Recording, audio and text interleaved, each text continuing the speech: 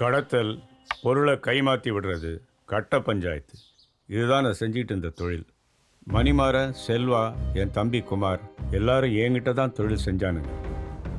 நான் அரசியலில் நுழையலான்னு முடிவு செஞ்சிருந்த சமயத்தில் ஊருக்கு வெளியில் இருக்கிற குடோனில் இருந்த பெரிய அளவு யுரேனியத்தை வெளிநாட்டிலேருந்து வந்திருந்த கப்பலில் கொண்டு போய் சேர்க்கணுன்னு ஜாப் ஒன்று வந்துச்சு. மணியும் செல்வாவும் இருக்கிற தைரியத்தில் முதல் முறையாக என் தம்பி குமாரை அந்த ஜாபை எடுக்க சொன்னேன். துரதிர்ஷ்டவசமாக அன்னைக்கு போலீஸ்கிட்ட சரக்கு மாட்டிக்கிச்சு. அதனால் சரக்குக்கு ஓனரான பாம்பேக்காரன் என் தம்பியை ஜெயிலில் வச்சே முடிச்சிட்டான். ஆனால் தொழிலில் நான் என் தம்பியை வளர்த்து விடுறது பிடிக்காம செல்வாவும் மணியும் தான் போலீஸ்கிட்ட இன்ஃபர்மேஷன் கொடுத்து எல்லா சரக்கையும் மாட்ட வச்சாங்கங்கிற உண்மை ரொம்ப சமீபத்தில் தான் எனக்கு தெரிய வந்துச்சு. அது மட்டும் இல்லாமல் பாம்பேக்கார பேரை சொல்லி உள்ளே வச்சு என் தம்பியை முடித்தது இவனுங்க தான்.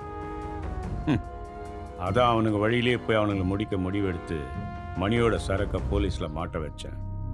அப்புறம் அதை குறைஞ்ச விலைக்கு செல்வத்துக்கிட்ட விற்க வச்சு அவனுக்குள்ள பிரச்சனை உண்டு பண்ணேன். என்னுடைய இந்த விளையாட்டில் சம்பந்தமே இல்லாமல் உள்ளே வந்தவன் தான் நீ. ரொம்ப நன்றி சார். எங்கே எழுச்சிட்ட? உங்ககிட்ட நன்றி சொல்லிட்டு போகலாம் தான் வந்தேன். செல்வா இன்னும் உயிரோடு தான் இருக்கான். தமிழ், ஒரு விஷயத்தை தெளிவாக புரிஞ்சிக்க. நான் ஆரம்பித்த இந்த விளையாட்டை தெரிஞ்சோ தெரியாமலோ நீ இப்போ விளையாட ஆரம்பிச்சிட்ட. அதனால் மணிமாறனும் இறந்துட்டான். இப்போ உனக்கு விருப்பம் இருந்தாலும் இல்லாட்டினாலும் நீ தொடர்ந்து விளையாடியே ஆகணும், இல்லைனா உன் உயிர் போயிடும். மிரட்டுறீங்களா? உண்மையை சொல்கிறேன். முன்ன பின்ன தெரியாத உன்னை நான் ஏன் காப்பாற்றணும்னு அன்னைக்கு நினச்சிருந்தேன்னா இன்னைக்கு நீ உயிரோடவே இருந்திருக்க முடியாது. என்னை பற்றின ரகசியங்களெல்லாம் நான் உங்ககிட்ட சொல்லும்போதே உனக்கு புரிய வேண்டாம். நான் உன்னை என் நண்பனாக பார்க்குறேன். அதனால தான் அன்னைக்கும் எச்சரித்தேன், இன்னைக்கும் எச்சரிக்கிறேன். உட்கார்.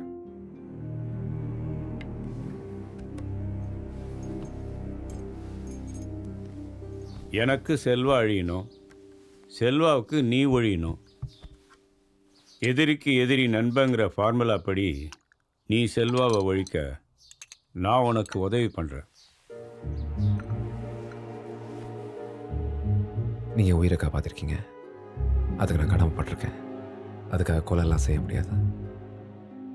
நான் செல்வத்தை மன்னிச்சு விட்டாலும் அவன் உன்னை அழிக்காமல் விட மாட்டான்.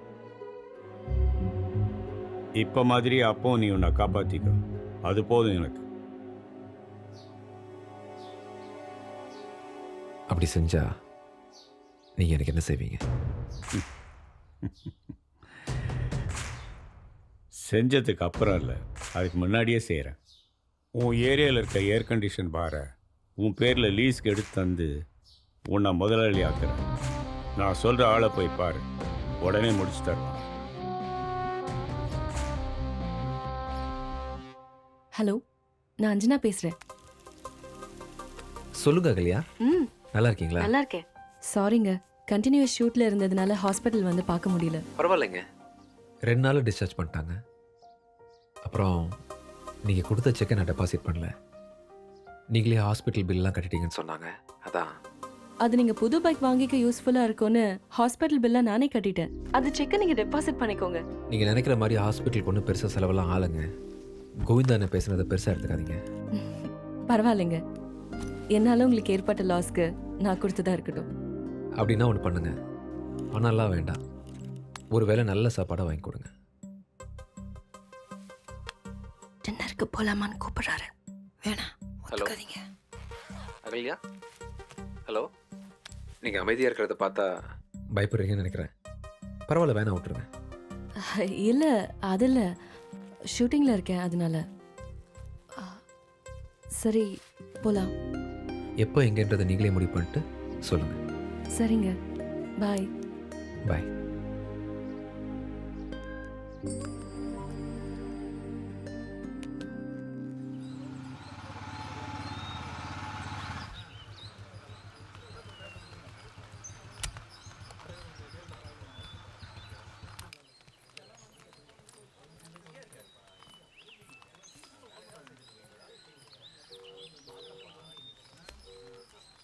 சார்,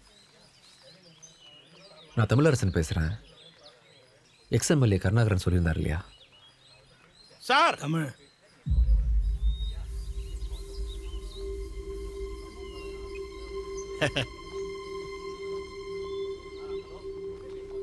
வணக்கம்.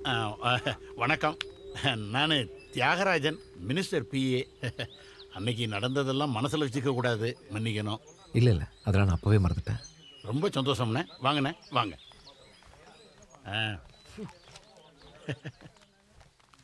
உங்களுக்கு பார் லீஸுக்கு எடுத்து கொடுக்கணும்னு கருணாகரன் ஃபோனில் சொன்ன உடனே எங்கள் மினிஸ்டர் உடனே செஞ்சு கொடுக்குறேன்னு ஒத்துக்கிட்டாரு. சரிங்க சார். நீங்கள் கொஞ்சம் வெயிட் பண்ணுங்க. சரிங்க சார். நம்ம தொகுதியிலேருந்து பாத்திர கடைக்காரங்க, ஜவுளி கடைக்காரங்க, நகை கடைக்காரங்க எல்லாரும் கட்சி நிதி கொடுக்கறதுக்காக உட்காந்து பேசிக்கிட்டு இருக்காங்க. சரிங்க சார். நான் அவங்க போன உடனே உங்களை கூப்பிடுறேன், சரியா? சரி சார் ஒரு சின்ன சந்தேகம். என்ன, நீங்க நிதி கொடுக்க போறீங்களா? இல்ல கேட்டா தப்பா எடுத்துக்க மாட்டீங்களா? கேட்டா தப்பா எடுக்கத்தான் செய்வோம், கொடுத்தா வாங்கிக்கிடுவோம், அதான் எங்க கொள்கை. அது இல்லைங்க. வேற இது போன தேர்தல்ல ஆ. கருணாகரன் எதிர்க்கட்சி சார்பா உங்க மந்திரி எதிர்த்துன்னு போட்டி போட்டு தோத்து போயிட்டாரு. ஆமா, இப்ப எப்படி அவர் சொன்னா இவர் கேக்குறாரு? அரசியல் பிசினஸ்ல இதெல்லாம் சர்வசாதாரணம் சார்.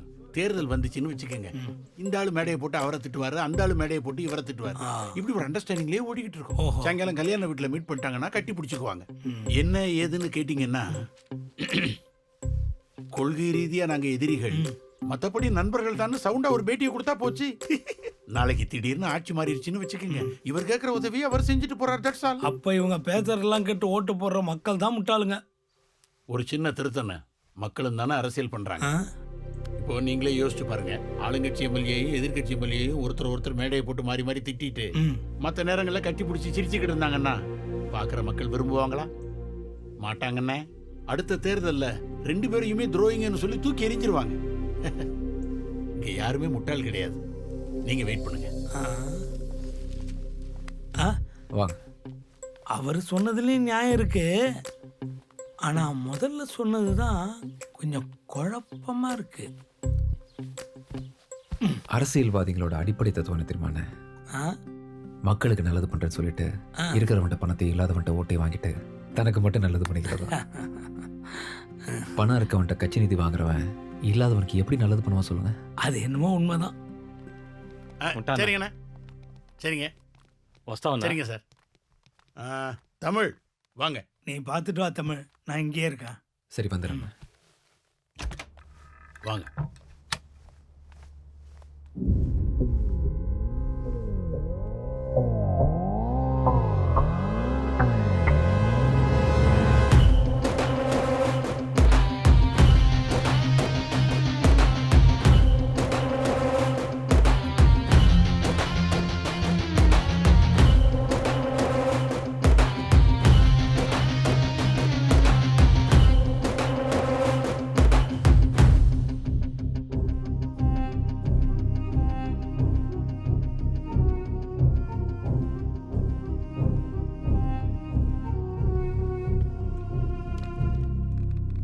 அண்ணா, பார் லீஸுக்கு எடுக்கிற விஷயமா கருணாகரன் ஃபோனில் உங்ககிட்ட சொன்னார்ல? ஆ தமிழரசன். ஆ உட்காருப்பா. Thank you sir.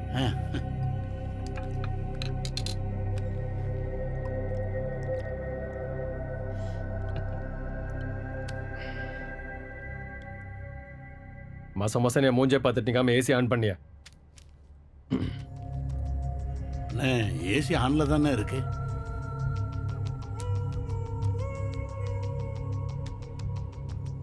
தம்பி எங்கனையோ பார்த்த மாதிரி இருக்கு. எந்த ஊரு? திருநெல்வேலி. உங்க அப்பா பேர்? அறிவுடை நம்பி.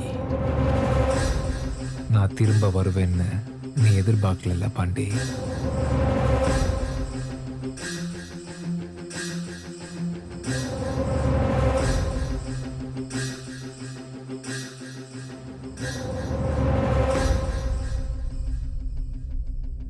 நம்பி மாவனா நீ?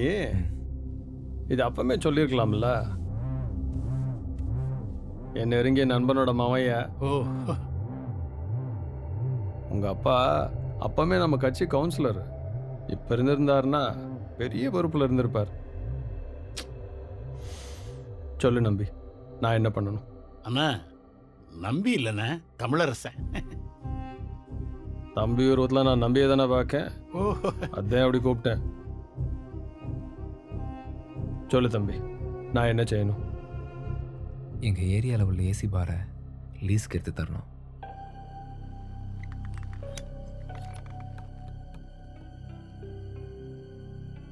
எங்கனையோ இருக்க பார் எடுக்கிறதுக்கு பதிலாக சென்ட்ரலுக்கு பின்னால் இருக்க பார் எடுத்து தரேன். கலெக்ஷன் நல்லா பார்க்கலாம்ல?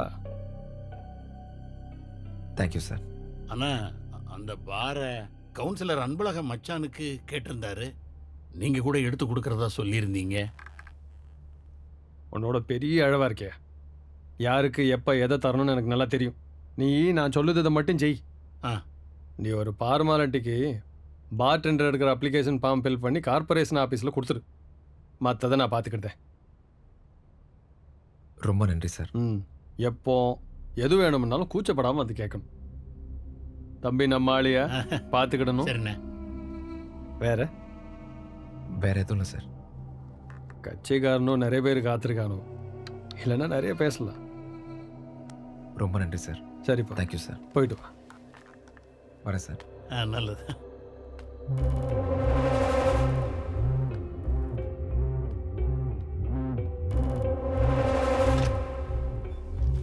அண்ணா, ஒரு முக்கியமான விஷயத்த உங்ககிட்ட சொல்ல மறந்துட்டேன். இது நல்ல வேளை, தமிழரசன் நம்ம ஆளுங்கிறது தெரிஞ்சு போச்சு.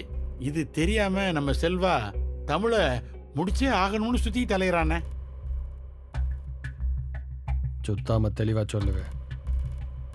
நம்ம செல்வா மேல ஒருத்தன் கை வச்சிட்டான்னு சொன்னான்லண்ணா, இது இந்த தமிழரசன் தான். இவன் அடிச்ச அடியில தான் நம்ம செல்வா காலத்துக்கும் காலர் பெல்ட் போடும்படி ஆகி போச்சுண்ணே. அந்த கோபத்துல தான் செல்வா தமிழை தீர்த்து கட்டுறதுக்கு நாள் குறிச்சிட்டானே. ஒன்றும் பிரச்சனை இல்லைண்ணே, தமிழ் நம்மாளு தான் அப்படின்னு சொல்லி செல்வத்தை ஆஃப் பண்ணிடுவேண்ணே. நீ ஒன்றும் பிடுங்க வேணாம். நான் சொல்லுறதை மட்டும் செஞ்சா போதும். செல்வாக்கு போன போட்டு இது சரி.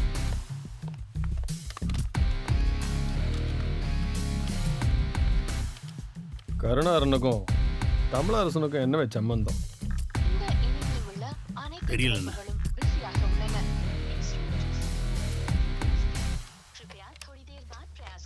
செல்வா லைன் பிஸியா இருக்குண்ணே. உங்க ஆளு கருணாரனை பார்க்கையில இந்த பய தமிழரசனை பத்தி கேட்டு பாரியா?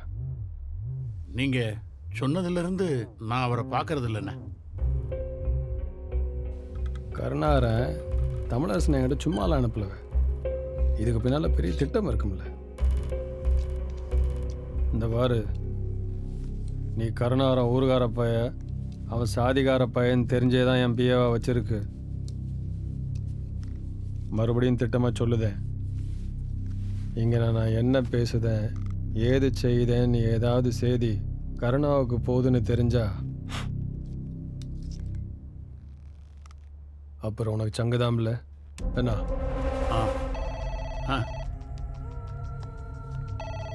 செல்வா லைன்ல வராருண்ணே. வணங்கண்ணே, சொல்லுங்கண்ணே. ஒருத்தன் மேலே கையை வச்சிருக்கான். நீ பொட்ட பையன் மாதிரி அமைதியாக இருக்க. வயசாயிடுச்சாடு? இல்லைண்ணே, வந்து இந்த விளக்கமெல்லாம் வேணாம். நீ ஆம்பளைன்னா 2 நாள் அவன் கதையை முடிச்சுட்டு எனக்கு பேசு. முடிச்சிடறேண்ணே. எந்த இடத்துல என் பேர் வெளியில் வரக்கூடாது. நிச்சயமாண்ணே. அப்ப தமிழரசனுக்கு பார் லீஸுக்கு எடுத்து கொடுக்கறத அப்படியே விட்டுறலாமாண்ணே? எடுத்து கொடுக்கலன்னா கருணாகரன் வருத்தப்படுவாப்புல. அதை இன்னைக்கே பேசி தமிழரசன் பேருக்கு எடுத்து கொடுத்துரு. சரிண்ணே. அவன் செத்த அப்புறம் அது அன்புக்கு தானே போக போகுது. சரிண்ணே.